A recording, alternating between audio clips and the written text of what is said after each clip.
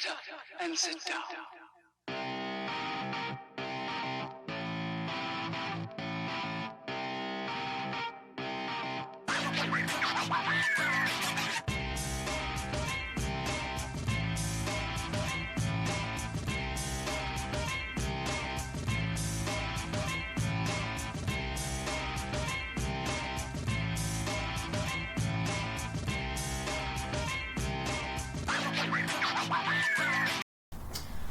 Welcome to Smith Classic Cars.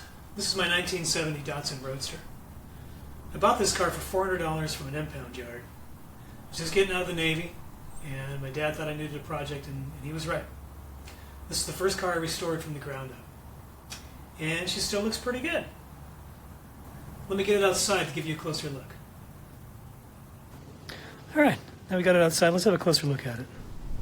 My dad and I picked up this car when I got out of the Navy, thinking we'd turn it around for a quick buck. It was a complete wreck. It needed everything: brakes, suspension, bodywork, interior. Let me show you what I started with. I stripped it down, rebuilt the engine, did the bodywork and paint, all in my dad's driveway. Redid the interior. It was my first restoration from the ground up. And after we had about $800 into it, I decided I wanted to keep it.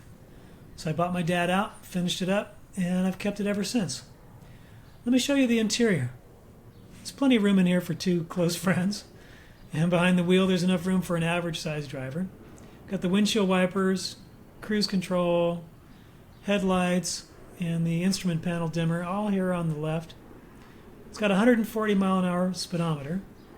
Good luck with that. She's probably good for about 100, 105 tops. It has a nice-sized tachometer. Red line's around 6 grand.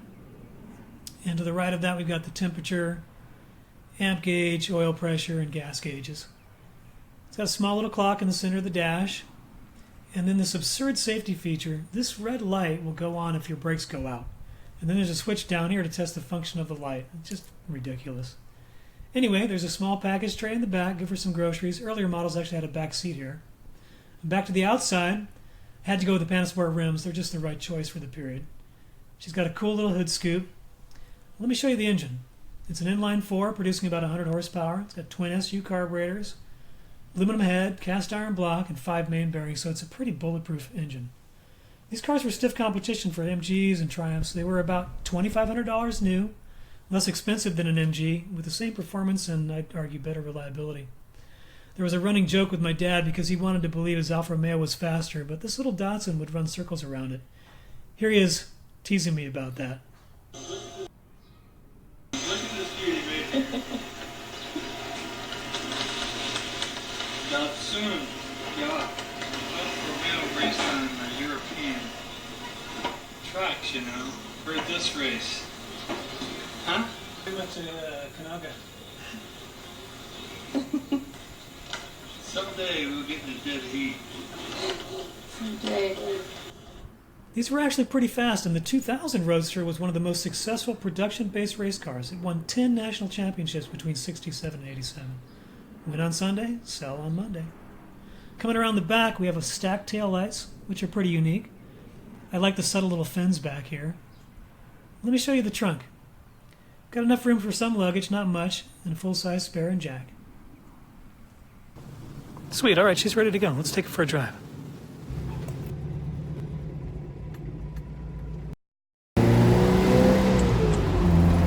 Keeps up with traffic.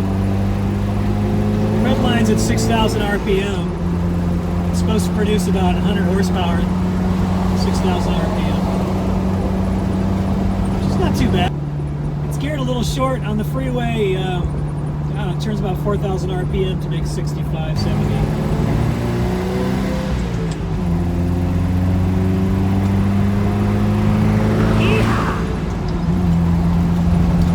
One of the things I really love about this thing is that it doesn't matter what the temperature is outside. Even on a hot, and man, it gets hot here in Southern California, right? 104, 110. Temperature stays great. Never overheats. Each one of my cars is a little different, so it's funny getting each one of them again. I remember where things are.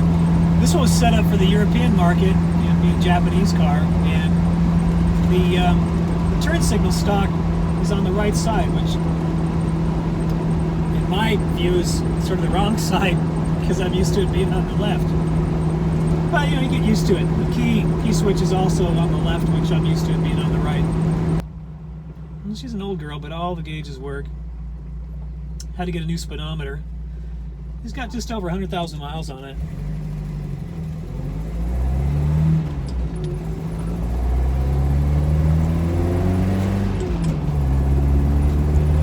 Sounds good, right?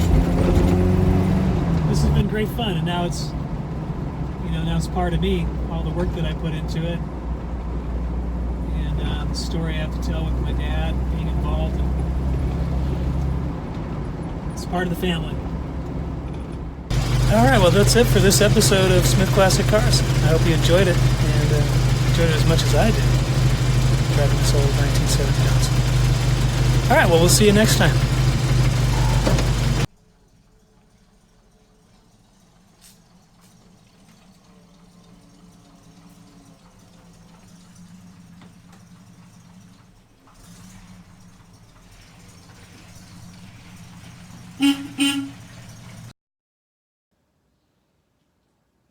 Too much? Jackie on the right and McKenna on the left.